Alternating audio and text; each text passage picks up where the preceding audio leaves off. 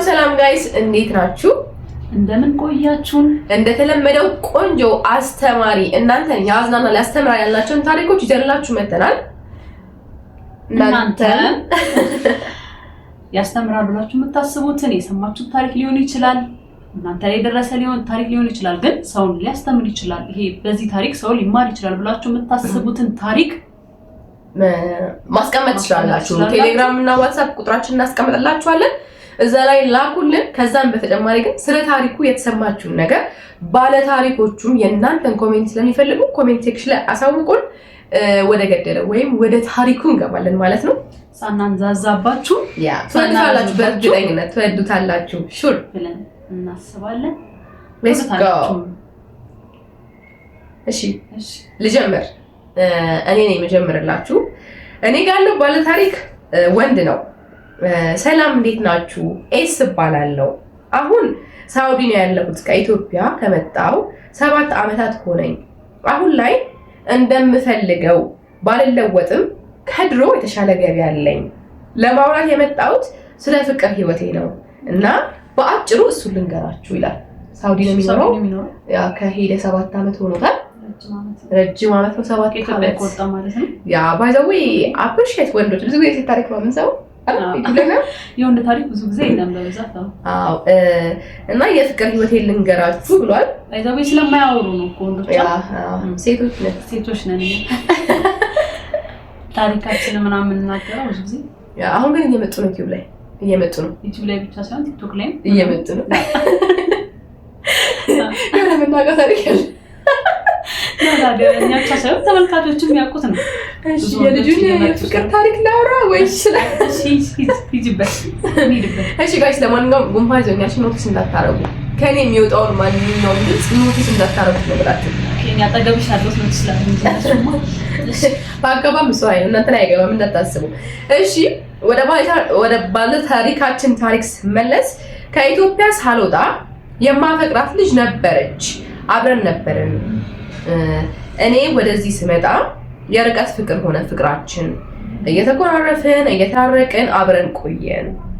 ኦኬ ከኢትዮጵያ ከመምጣቱ በፊት ወይ ከኢትዮጵያ ከመውጣቱ በፊት የነበረ ህይወት ነው አሁን የሚነግረን የፍቅር ከ7 ዓመት በፊት የነበረ ማለት ነው። እና ይሄ ታሪክ ከተፈጸመ 7 ዓመት ሆኖ ማለት ነው። ማለቴ ኢትዮጵያ ውስጥ ገና ሳይሄድ ሳውዲ ሳይሄድ ነበረች ልጅቷ በህይወቱ ላይ አብሯት ነበረ። የማፈቅራት ልጅ ነበረች። አብረንም ነበርን ይላል። አብረንም ነበርን። እኔ ወደዛ ሀገር ስወጣ ወይም ከሀገር ስወጣ የርቀት ፍቅር ሆነ ፍቅራችን እና የርቀት ፍቅር ደግሞ ከባድ ነው። እየተኮራረፍንም እየተታረቅንም አብረን ቆየን። ያው የርቀት ፍቅር በጣም ከባድ ነው። ብዙዎቻችሁ ታውቁታላችሁ። እስቲ ስለ ርቀት ፍቅር ምን ሐሳብ አላችሁ? ኮሜንት ሴክሽን ላይ ጻፉልን። እና የርቀት ፍቅር ሆነ ፍቅራችን እየተኮራረፍንም እየታረቅንም አብረን ቆየን። ነገር ግን ከሀገር ከወጣው በኋላ ከ6 ወራት በኋላ እርጉዝ እንደሆነችና ከኔ እንደሆነ ነገረችኝ። ከ6 ወር ከወጣ በኋላ ነው። ከ6 ወር በኋላ ነው እርጉዝ መሆኗን የነገረኝ። እርጉዝ መሆኗን ይሄ ማለት እሷ የ6 ወር እርጉዝ ከሆነች በኋላ ወይም የ7 ወር እርጉዝ ከሆነች በኋላ እንደማለት ነው አይደል? ልክ እሱ ከሀገር ሲወጣ እሷ ነፍሰ ጡር ነበረች ማለት ነው። ያ እና ከሀገር ሲወጣ ካመነው በምን እሷ ነው የምታውቀው። አባትነት ማመን ነው።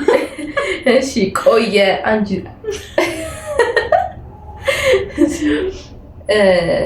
ከኔ እንደሆነ ነገረችኝ።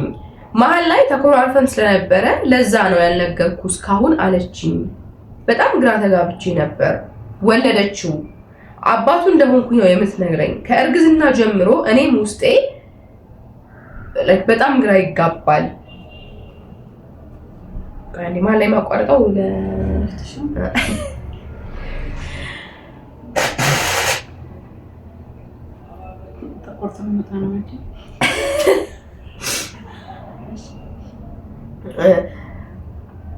በጣም ግራ ተጋብቼ ላይ ነበር ማለት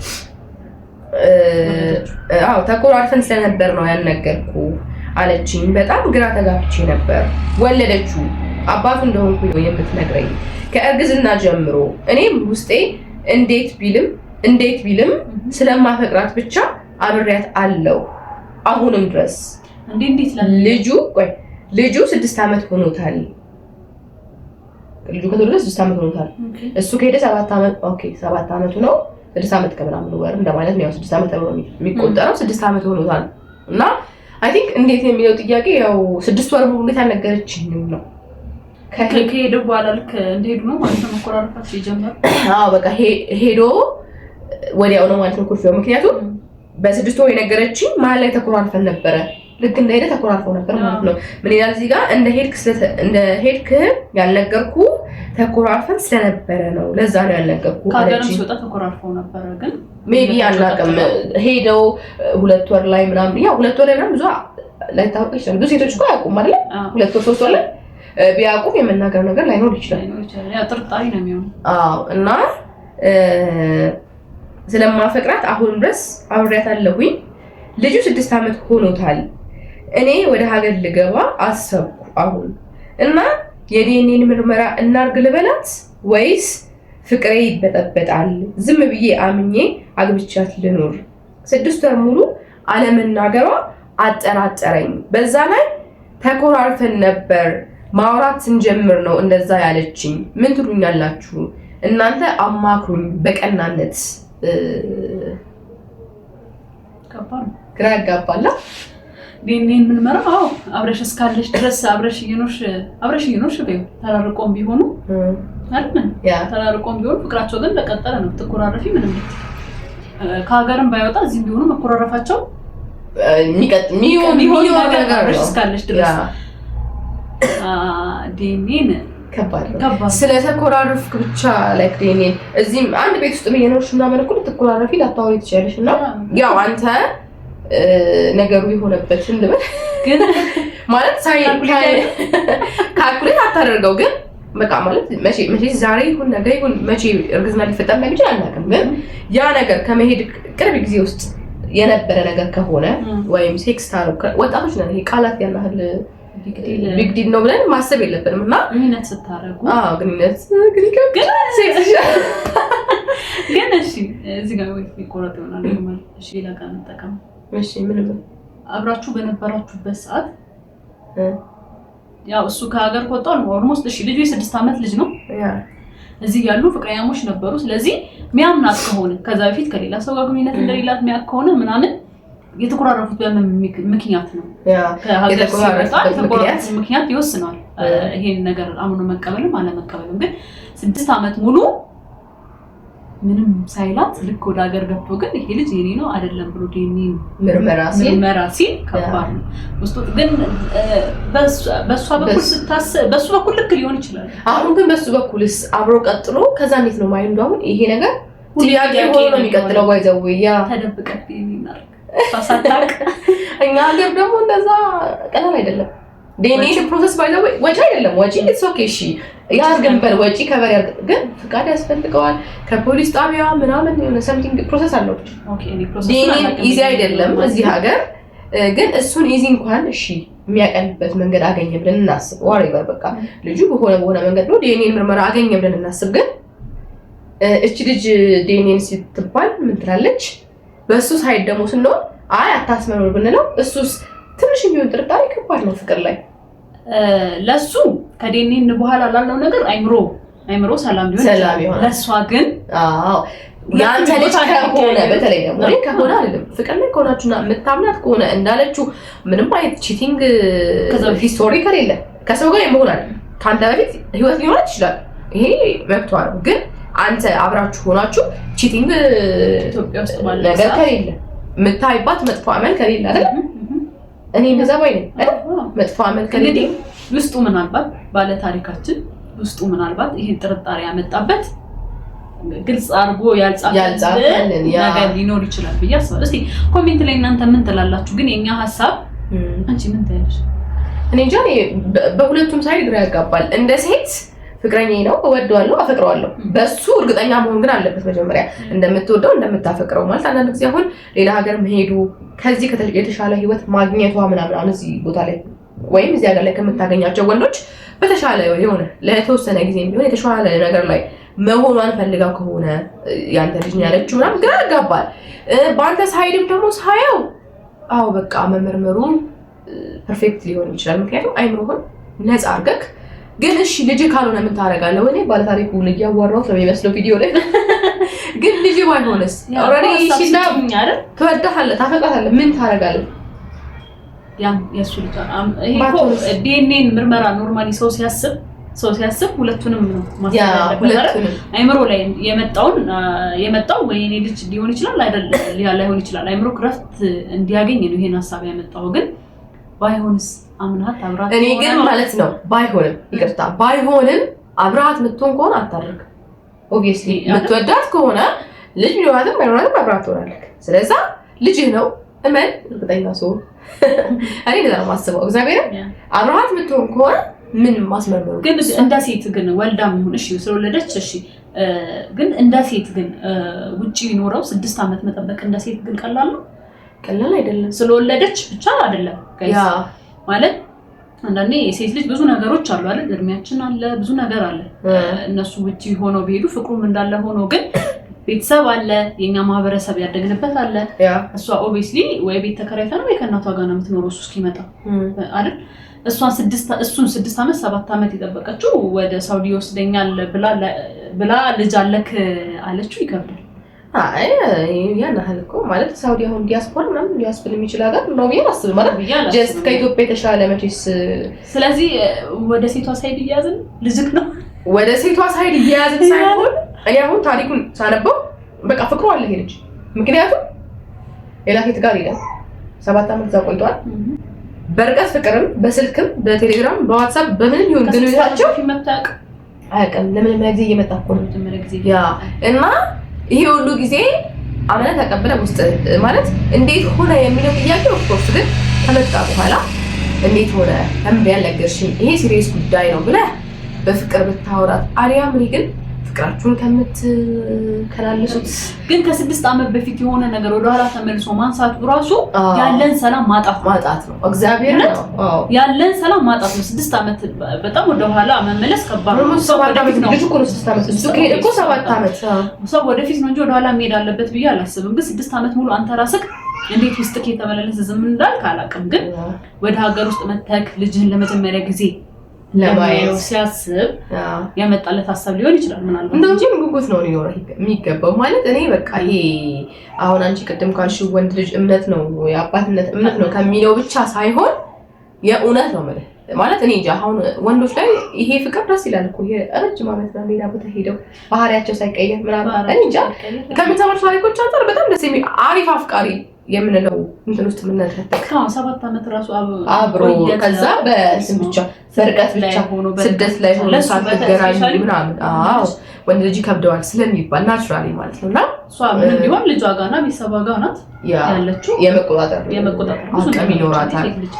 እና ይሄ ንጽህናህን ጠብቀህ አብራት ቆይተህ ፍቅራችሁን ስታጣሙ ቆይታችሁ በርቀት አሁን የምትገናኙበት በአይን የምትተያዩበት ልጅህን የምታይበት ጊዜ ሲደርስ ምትካስበት ጊዜ ሲደርስ እዚህ ኢትዮጵያ ከነበረው ደግሞ በተሻለ አንድ ስቴፕ የምትሆን አይደል?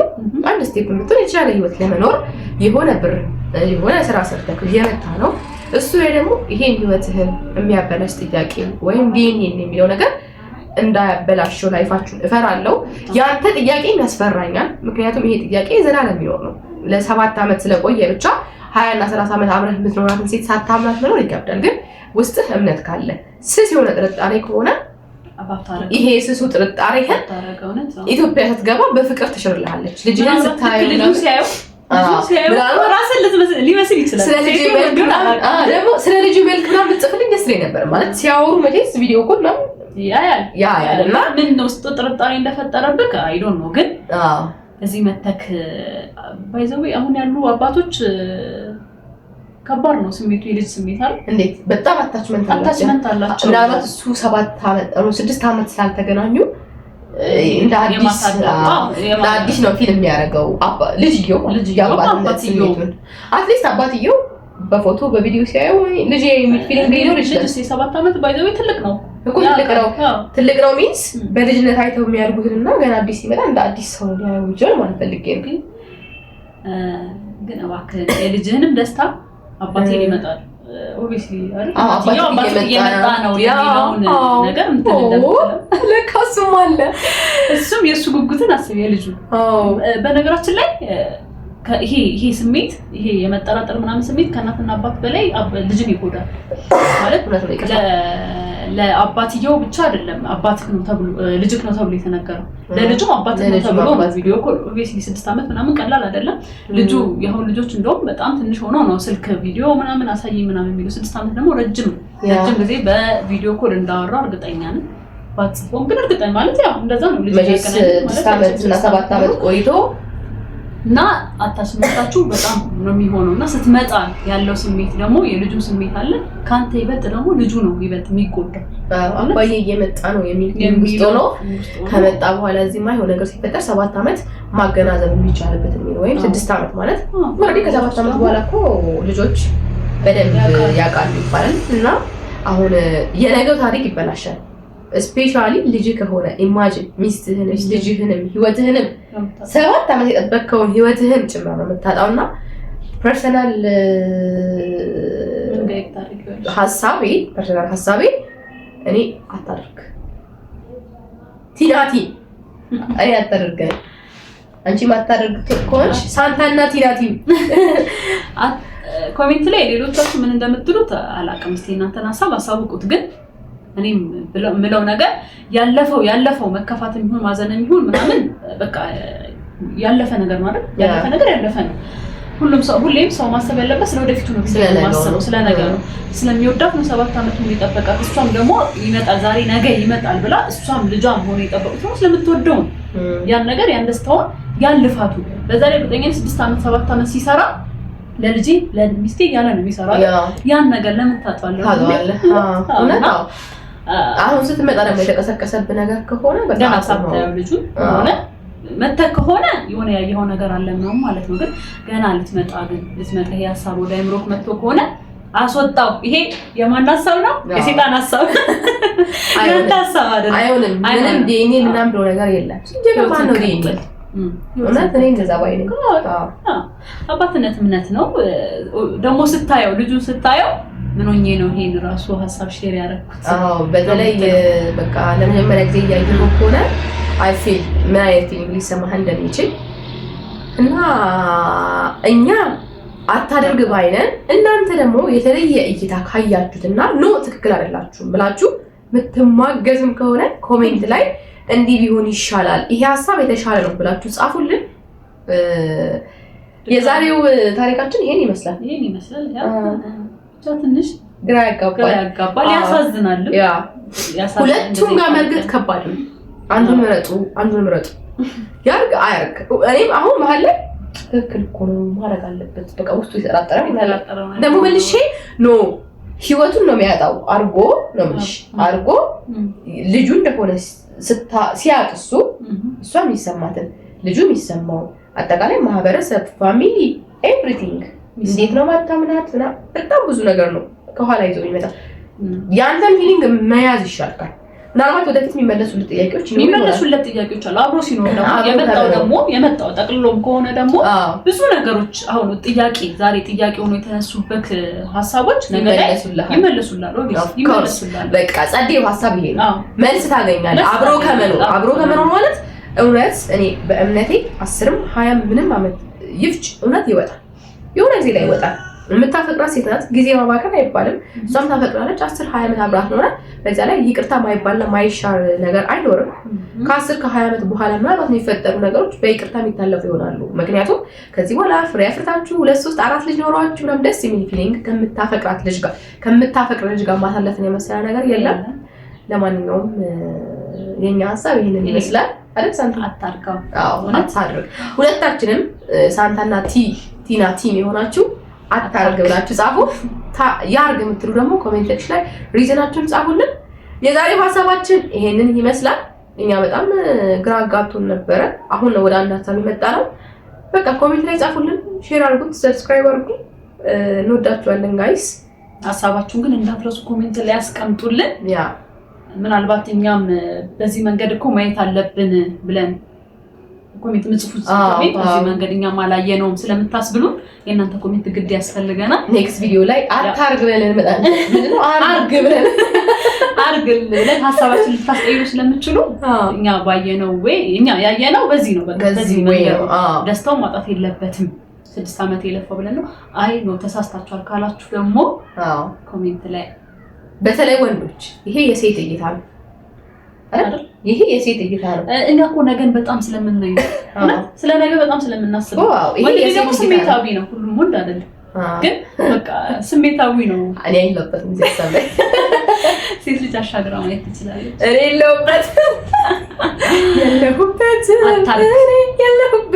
አታርክ ወንዶች ሀሳባችሁን አስቀምጡልን። የሴታዊ ወይም ሴትንም ወንድንም መወከል ባንችልም ግን ሊሆን ይችላል ብለን የምናስበው እኛ በምንችለው አስቀምጠናል። ወንዶች የሚሰማችሁ ሴቶች የሚሰማችሁ ኮሜንት ሴክሽን አስቀምጡልን። እንወዳችኋለን። ሰብስክራይብ አድርጉ፣ ላይክ አድርጉ።